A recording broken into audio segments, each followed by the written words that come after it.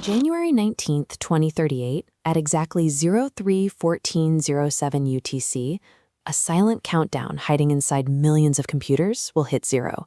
It's a hard mathematical stop. Watch this digital timestamp counter. As it ticks forward to that exact moment in 2038, it experiences a critical failure and violently resets, throwing the system's internal clock backward to December 13th, 1901. We treat technological progress as a permanent upward curve, but this glitch forces us to ask a strange question. Can the machinery running our modern world actually run out of time? The origin of this deadline goes back to the 1970s at Bell Labs. Engineers here were building the Unix operating system on massive, room-filling mainframes. Every computer needs a reference point to calculate time. These engineers created the Unix epoch, establishing January 1st, 1970 as absolute zero. From that moment on, the system would simply count the seconds that had passed. In the 70s, memory was incredibly expensive. To save space, engineers stored time as a signed 32-bit integer, an efficient sequence of ones and zeros. But mathematics dictates a hard limit. It holds a maximum 2,147,483,647 seconds. At that exact number, the memory reaches total capacity. By choosing a highly efficient storage method for an era of limited memory, those early engineers unknowingly embedded a fixed expiration date into the architecture of global computing. To understand an integer overflow, look at this mechanical odometer. When it reaches 99,999, adding one more mile doesn't create a six-digit number. It runs out of physical space and mechanically rolls over to all zeros. Computers do something far more destructive. Because time is stored as a signed integer, one specific bit determines if the number is positive or negative. When the 32-bit limit is breached, the final one flips that sign bit. The maximum positive number instantly becomes the maximum negative number. The computer reads this massive negative integer and subtracts those seconds from its 1970 starting point, landing the calendar exactly in December 1901. The systems won't immediately shut down. Instead, they will try to execute modern commands, banking transactions, and navigation routes, using logic from a reality that predates the airplane. We faced a time-based computing crisis before. The year 2000 bug triggered intense global coordination to prevent a widespread software collapse.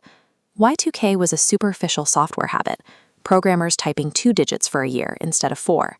The 2038 problem is a deep architectural hardware flaw, rooted in the physical limitations of integer math on 32-bit microchips. Fixing Y2K was a matter of rewriting code. Our success there created an illusion of safety, masking a much heavier mathematical trap waiting 38 years down the line. You won't find this bug in a modern smartphone. The real threat lives inside embedded systems, microchips installed decades ago deep within industrial machinery, power grid controllers, and water plants, silently running without any software updates. We rely on these hidden processors daily. They manage the firmware inside early automated teller machines, routing millions of daily financial transactions. They control the flow rates of hospital life support devices. They sit at the core of national defense. 32-bit architecture is baked into aging military radar systems and aviation navigation firmware that cannot easily be taken offline for physical replacement.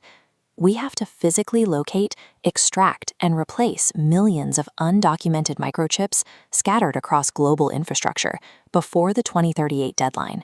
If those embedded chips hit the overflow, the localized failures will cascade. Power grids rely on hyper-precise timestamp synchronization. A sudden jump to 1901 creates a timing mismatch, forcing the network to shut down to prevent electrical blowouts, sending smart cities into immediate darkness. In orbit, legacy satellites managing GPS and telecom networks will lose their temporal orientation. Without exact time coordination, global communications and supply chains fail entirely. Down on the ground, modern AI and autonomous vehicles constantly cross-reference data from these older external sensors. Receiving a negative timestamp creates an impossible logical error, immediately triggering emergency failsafes and abruptly halting global transportation networks. Financial algorithms, built on microsecond trades, will enter panic loops as they parse corrupted expiration dates, tearing through stock markets and severing the internet backbones that route global banking. Physical logistics and digital logic are bound by the exact same clock. When the clock breaks, the physical world stops moving. This abstract animation represents our current migration path. Modern 64-bit systems push the integer overflow billions of years into the future.